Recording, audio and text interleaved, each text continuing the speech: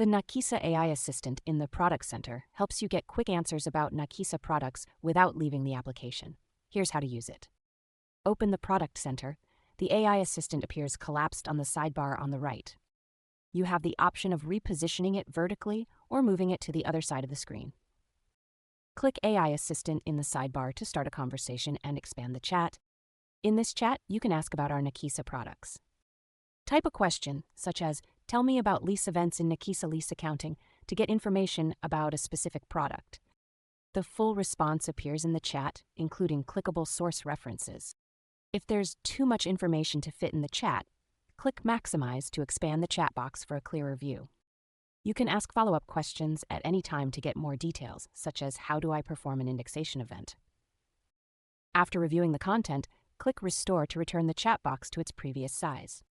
To ask about a different product, first click Reset to clear the current conversation.